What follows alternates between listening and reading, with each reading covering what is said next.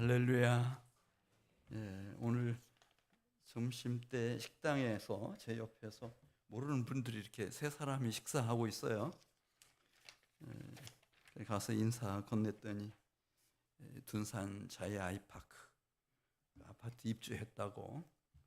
그래 이제 친정이 어머니하고 딸하고 그 다음에 이제 손녀인데 고등학교 3학년이래요.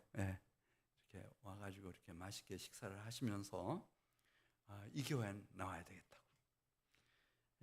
어떻게 이렇게 막 매주 이렇게 사람들이 오는가? 새벽에도 막 그렇게 오고. 여러분들 지난 여름에 그렇게 고생하셔서 이렇게 하나님 보내주시는 거예요. 할렐루야. 너무 감사해요. 이렇게 기도해 주시고. 이 기도가 식지 않으면은 하나님은 계속 역사하실 겁니다. 자, 오늘 저녁 저희에게 주시는 하나님의 말씀 민수기 33장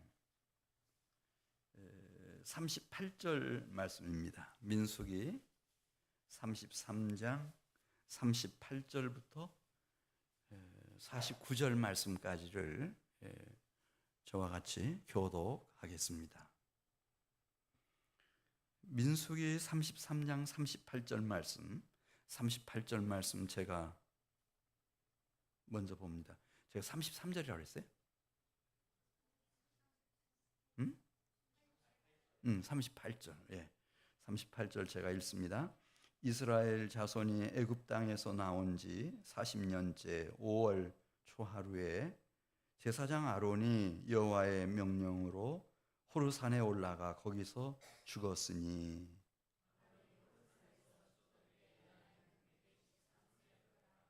가나안 땅 남방에 살고 있는 가나안 사람 아랏 왕은 이스라엘 자손이 온다는 소식을 들었더라. 살모나를 떠나 분온에 진을 치고 오봇을 떠나 모압 변경 이에 아바림에 진을 치고 디본갓을 떠나 알몬 디블라 다임에 진을 치고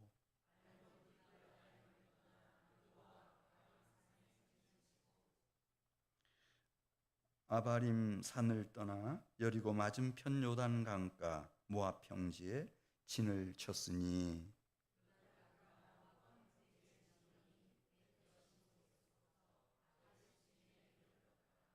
아멘. 오늘 38절 말씀을 보면은 이제 제사장 대제사장이죠. 아론이 이제 여호와의 명을 따라서 출애굽한 지 40년 5월 초하루 날에 이제 숨을 거두게 됩니다.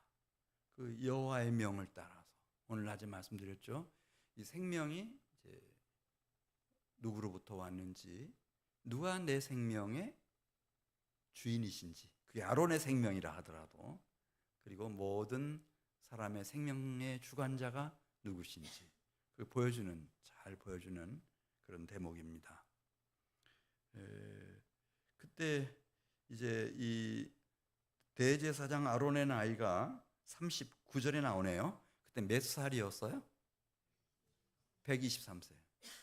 아주 특별한 장수의 복을 받았네요. 보통은 이제 그 시내산에서 이제 장정들의 숫자 계수할 때 20세 이상으로 계수할 때 60만 명이었는데 이 사람들은 이 만 40년이 채워지기 전에, 그래서 모압 평지에 도착하기 전에 다 죽었거든요. 그러니까 60세를 넘긴 사람이 없었다는 얘기인데, 지금 이 대제사장 아론은 몇 세에 임종을 한다고요? 123세. 그러니까 다른 사람보다 2배 이상을 더 산 그런 특별한 은혜를 받았다고 하는 것을 우리가 알 수 있습니다. 근데 안타까워요. 왜냐하면 이 대제사장 아론이 죽는 곳이 어딘가 호르산이거든요. 호르산. 이 호르산은 하나님이 아브라함, 이삭, 야곱에게 또 모세에게 약속하셨던 그 약속의 땅이 아니고 광야에 있는 호르산이에요. 호르산에서 죽는 겁니다. 이게 이제 가슴을 먹먹하게 하는 대목이에요. 아니, 백수를 넘겨서 123세까지 살았으면 무언가 좀 이룬 게 있어야 되는데 그게 전혀 없는 거예요. 전혀 없어. 그래서 제가 오늘 여기 오기 전에 그러면은 이 아론 대제사장의 가장 행복한 시간은 언제였을까? 3개월 딱 있었어요. 3개월. 모세와 함께 이제 이스라엘 백성들을 애굽에서 이끌어내던 그날부터 시작해서 출애굽기 19장 1절에 있는 말씀을 보면은 시내 산에 도착할 때까지 만 3개월째 되는 날에 시내 산 앞 광야에 도착했거든요. 그 시간만 행복했어요. 나머지는 시험의 연속이었어요. 환난의 연속이었어요. 아므람 요게벳 같은 그런 훌륭한 부모님 밑에서 자기 누나는 미리암이라고 하는 여선지자였고 자기 바로 아랫동생은 모세라고 하는 최고의 출애굽의 지도자인데 자기도 대제사장 아론인데 이 아론에게 막 1차, 2차, 3차 계속해서 덮치는 시험. 그 첫 번째 시험이 이제 여러분 아시는 대로 그 시내 광야에서 있었던 일입니다. 모세가 보이질 않아요. 40일 동안. 40일이 다 되어 가는데. 그러니까 막 이 백성들이 몰려 나와 가지고 얘기하죠. 이제 모세가 실종됐고 모세가 다시는 우리에게 나타나지 않을 것 같으니 이제 모세를 승계할 만한 지휘자가 필요하지 않냐, 지휘관이 필요하지 않냐. 그러니까 이게 암묵적으로 다 얘기하는 거예요. 당신밖에 없다. 다 아론에게 몰려 나와가지고 당신이 좀 어떻게 하라. 이제 우리 어떻게 해야 되는가? 모세가 없어졌으니 어떻게 해야 되는가? 그때 미혹을 받습니다. 아론이. 야, 이제 내가 드디어 최고 지휘관이 될 수 있는 천재일우의 기회가 왔구나. 딱 생각을 하고 그럼 좋다. 너희들이 금이 있으면 있는 대로 다 가져오라. 그랬더니 이 아론을 신뢰하고 아론을 따르기 원하는 사람들이 그 정표로서 막 이 금붙이들을 막 가지고 나왔어요. 그걸 가지고 황금 송아지를 만들어서 그 신상 앞에 이제 절기를 지키게 하고 예배하게 하고 다 그러지 않았습니까? 이게 큰 시험이었어요. 모세는 그냥 살아 있었어요. 하나님은 동일한 하나님이셨어요. 자기가 속은 거예요. 야, 내가 이제 최고 지휘관이 될 수 있는 결정적인 순간이 왔다. 이거 놓치면 다시 평생에 오지 않을 거다. 이렇게 딱 해가지고 큰 시험이었어요. 큰 시험이었어요. 그리고 얼마 시간이 지나지 않았을 때 두 번째 시험이 닥치지 않습니까? 그 아버지의 그 흔들리는 마음을 그 자식인 첫째 아들 나답과 아비후가 그대로 이 계승을 한 것 같아요. 그리고 제사장이 돼가지고 이 나답과 아비후가 하나님을 정말 경외함으로 하나님의 말씀과 인도하심을 따라서 하나님을 섬기는 제사장들이 돼야 되는데 그렇지 못했어요. 자기들 마음대로 멋대로 그냥 그 중요한 향로에다가 아무 불이나 갖다가 담아가지고 이 분향을 하려고 그렇게 하다가 하나님이 진노하셔서 그 첫째 아들, 둘째 아들 그냥 한 시간에 한 자리에서 하나님이 심판해 버리잖아요. 나답과 아비후의 죽음 사건이 있어요.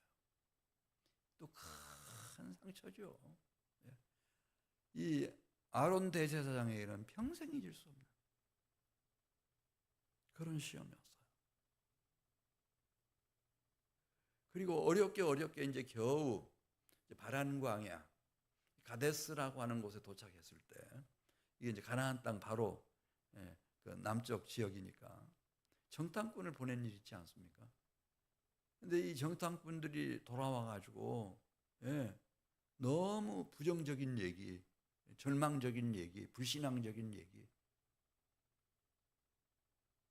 그래가지고 이 모세와 아론을 불평하고 원망하고 대적하고 반역하기 시작하는데요. 이거는 통제 불가능해요. 통제 불가능해요.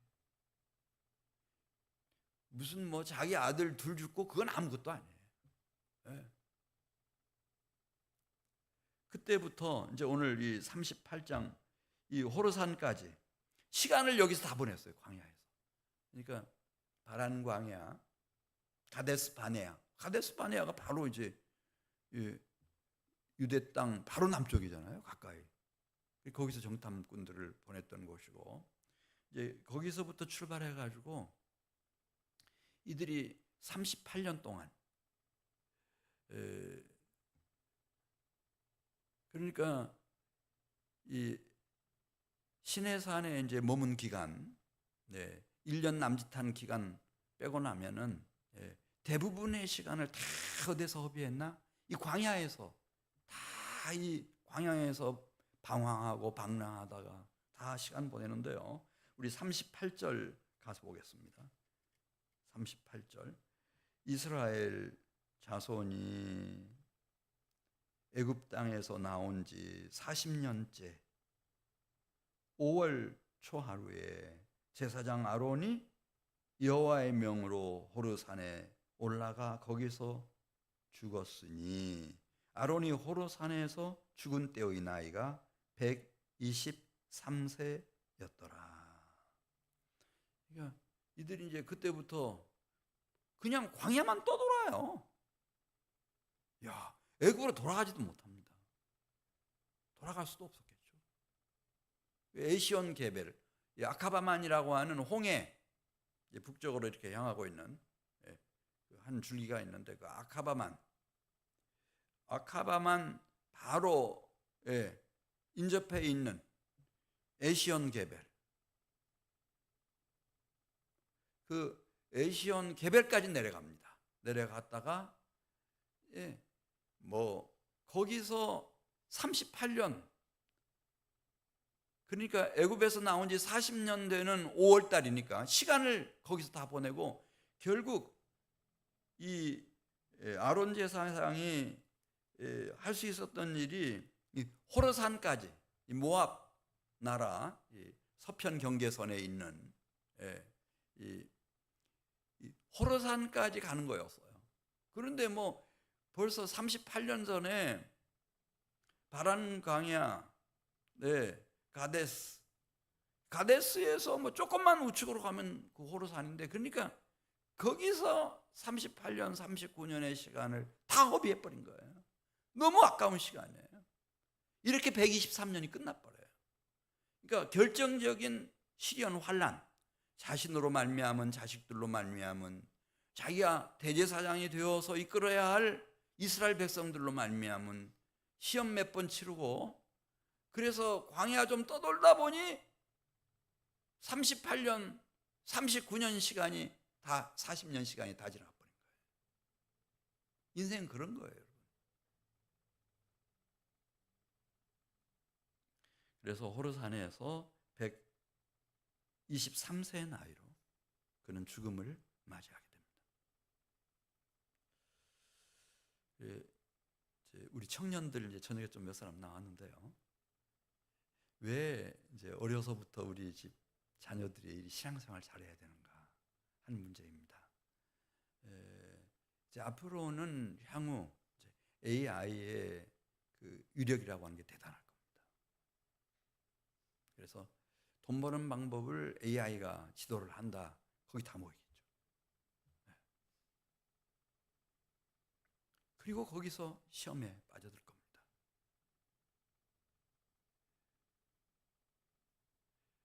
그런 미혹을 하나씩 떨쳐내려면은 제가 볼 때는 이 오늘 38절에서 보는 것처럼 우리의 생명이 하나님께로부터 왔고, 이 생명의 주인이 하나님이시고 생명의 우리 인생의 진정한 주관자이신 이 하나님에 대한 확실한 믿음이 없이는 다 흔들릴 수밖에 없습니다.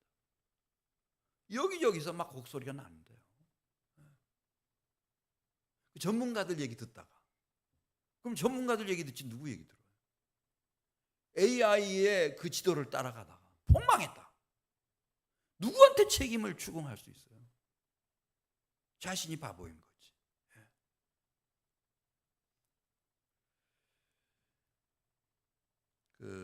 이제 40절 말씀 보겠어요.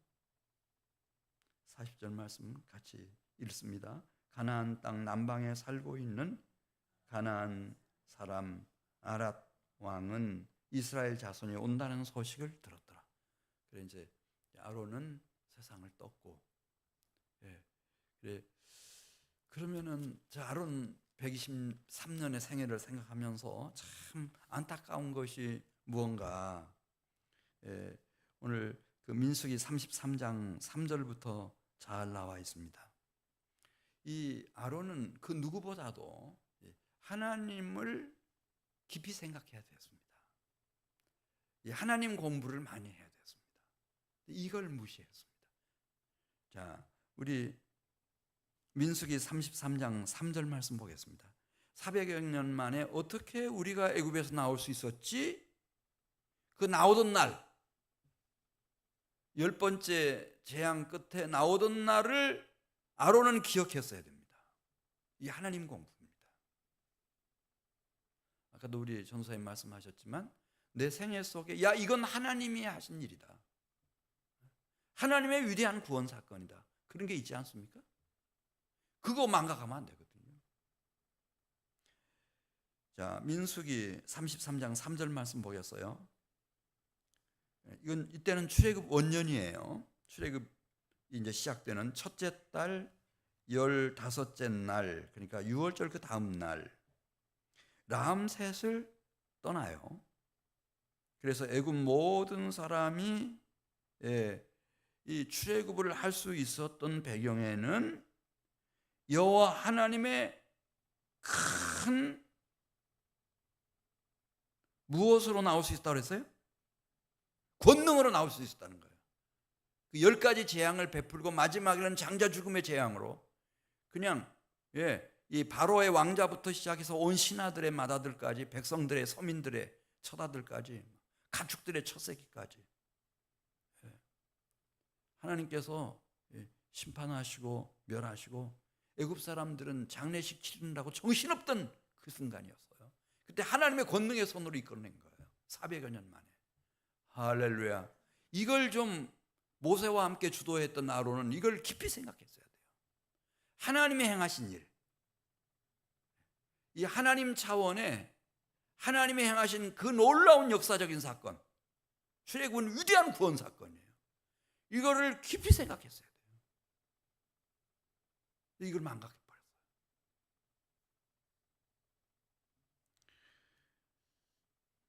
두 번째는 8절 가서 보면은 8절 이 하이롯을 떠나가지고 광야를 바라보면서 추격해오는 바로와 그 군사들이 추격해 오고 있었는데 그때 어떻게 그 홍해 바다를 마른 땅처럼 건너올 수 있었는지 그 순간을 생각해야 돼요. 이건 누구나 다 홍해 바다를 건너는 게 아니잖아요. 뭐 모세의 기적이 뭐 여기서 일어난다 저기서 일어난다 막 그렇게 하지만은 그건 기적 아니고요. 한 번도 갈라지지 않은 홍해 바다, 그 깊은 홍해 바다. 이게 갈라져서 마른 땅으로 이스라엘 백성들을 건너게 했던 초유의 사건 그리고 마지막 사건이었던. 어떻게 홍해를 건널 수 있었는가? 이거를 다른 사람은 모르지만은 모세 곁에서 함께 그 하나님의 역사를 지켜보았던 이 아론은 이걸 깊이 생각했어야 돼요. 우리가 아니 세상에 그때 애굽 나라의 파라오의 이 세력이라고 하는 것은요 대단하죠. 고대 이집트 문명을 일으켰던 그 파라오와 그 군대들이 홍해 바다에서 다 죽었잖아요. 다 죽었어. 근데 자기들은 어떻게 거기를 마른 땅처럼 통과해 나올 수 있었는가? 이걸 좀 생각했어야 돼요. 그리고 광야에서 이게 하루도 아니고 이틀도 아니고 한 달도 아니고 두 달도 아니고 이 많은 백성들을 40년 동안 누가 먹여주셨나? 하나님이 먹여주셨어요. 구름 기둥 불 기둥으로 하나님이 항상 함께 하셨어요.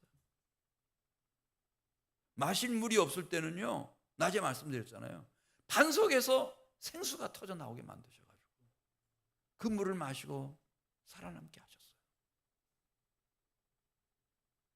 그 하나님을 깊이 생각했어야 돼요.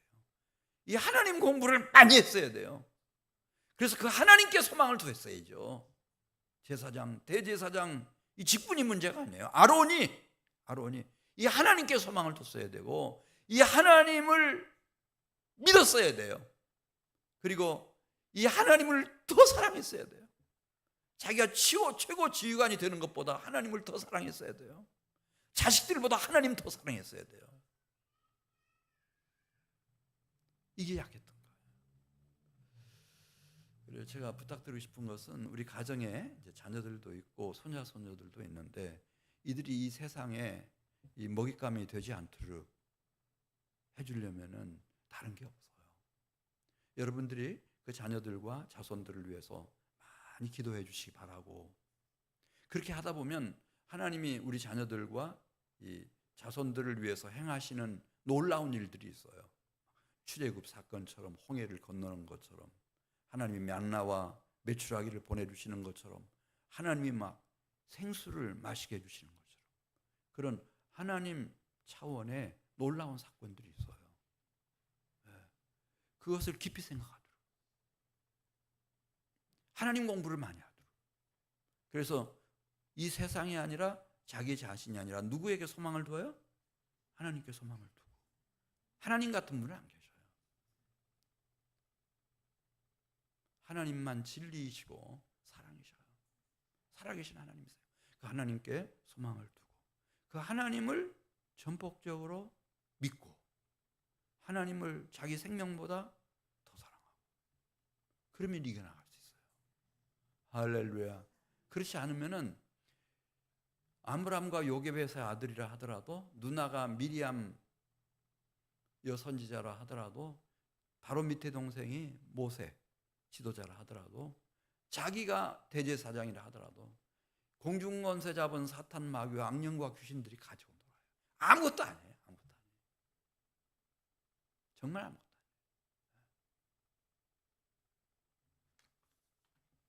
하나만 더 보도록 하겠어요.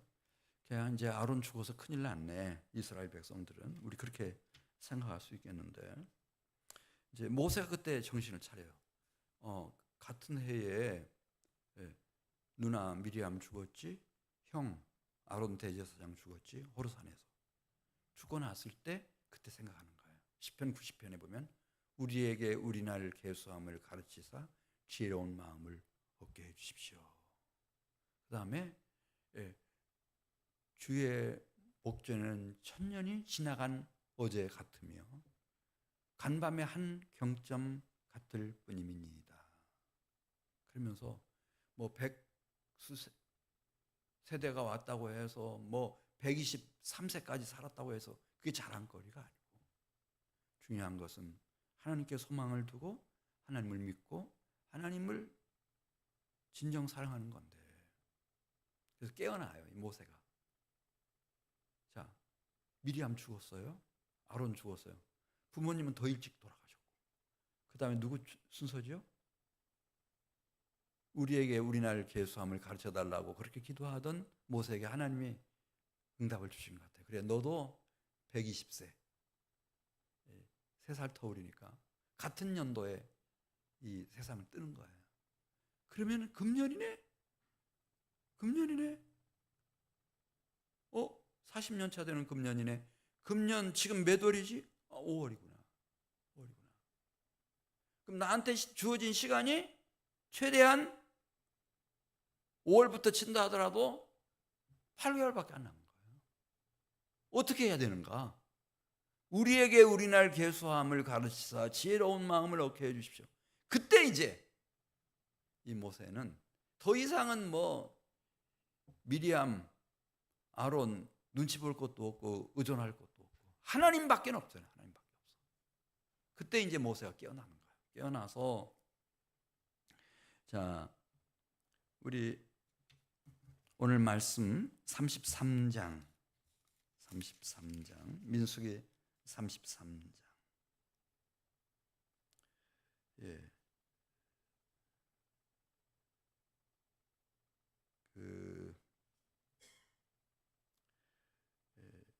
41절 보겠습니다.